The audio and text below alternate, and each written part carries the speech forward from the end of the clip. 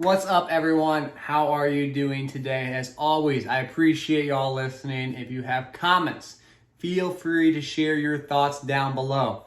I want to hear your feedback. Let's get a discussion down in the comments. I appreciate everyone that has been quite cordial in the past so far when it comes to this discussion thread. Now, today we are talking about barbells and why I think barbells are good, but they're not the best. So time and time again, we see people proclaim, for whatever reason, barbell training is a superior form of training. And to me, that makes no sense. It doesn't. What is barbell training used for?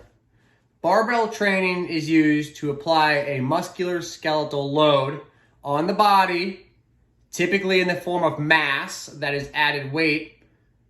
That mass, weight on the body, forces whatever movement you're doing and muscles being used to produce tension, which then leads to a cascade of events that we see eventually lead to strength gains.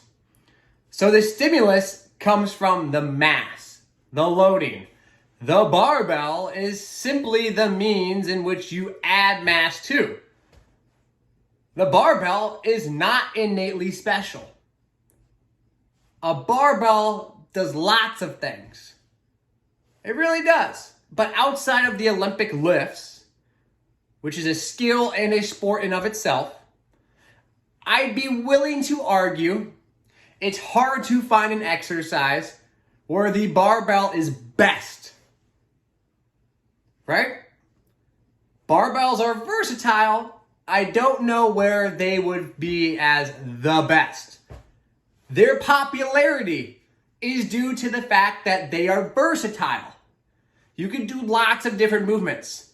Their popularity is not because they are the best piece of equipment for every type of movement. Popularity is not synonymous with superiority. Let's not get that twisted. A barbell is not always, and honestly I'd say it's not the best at loading the squatting movement. Now, is it the best means to actually perform a barbell squat? Well, duh, because it's a barbell squat. But is it the best means to load the squatting pattern in the safest, most vertical-ish, I don't know why I use the word vertical, safest with most flexibility for accommodation to form, I should say, instead of verticalness, means? I would say probably not. I would argue a Hatfield squat is probably the most superior form of free weight squatting that we can find. Why?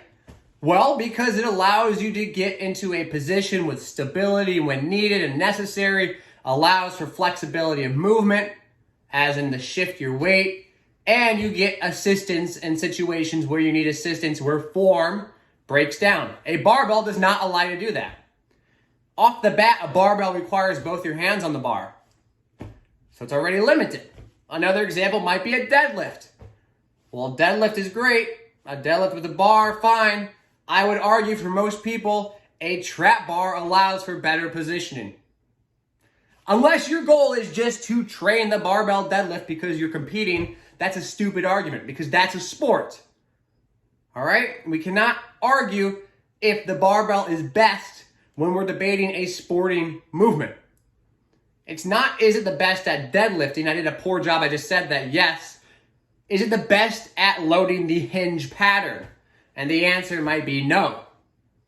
That's why machines exist.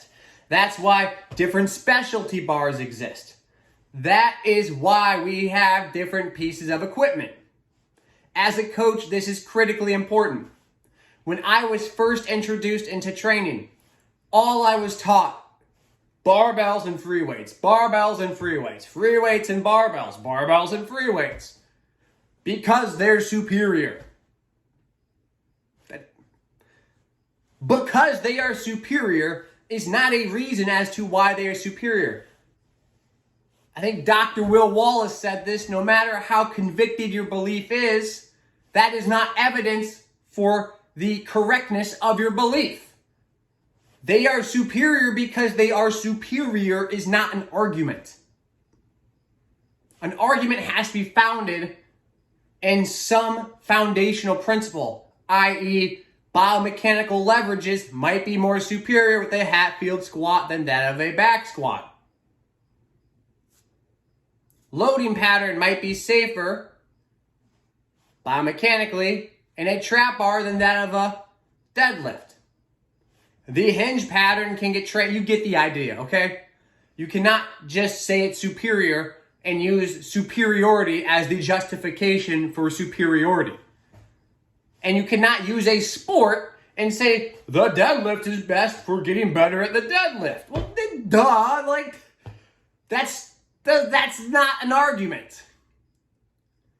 We have to think about things in a pragmatic manner. We have to use logic. And with that, we have to find evidence and things we can quantify. So at the end of the day, remember, a barbell is probably, I'll give it this, barbell's probably in free weights the most versatile thing out there. It's great. I use a barbell.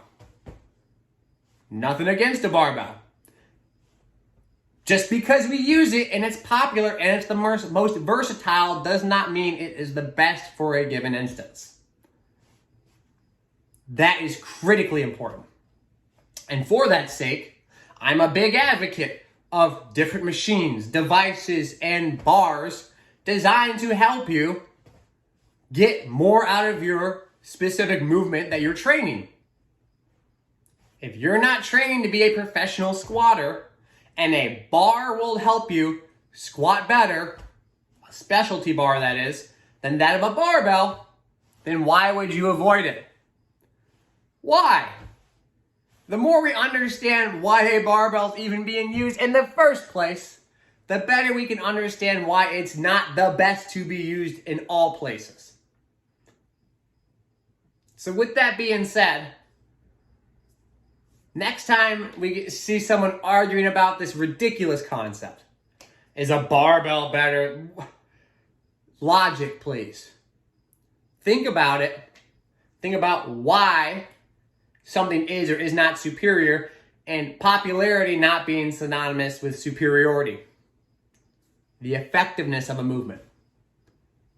So, I'll leave it there. Barbells are great at lots of things. They're probably not the best for any given situation. Let me know what you think. I appreciate y'all listening, and I hope you enjoyed.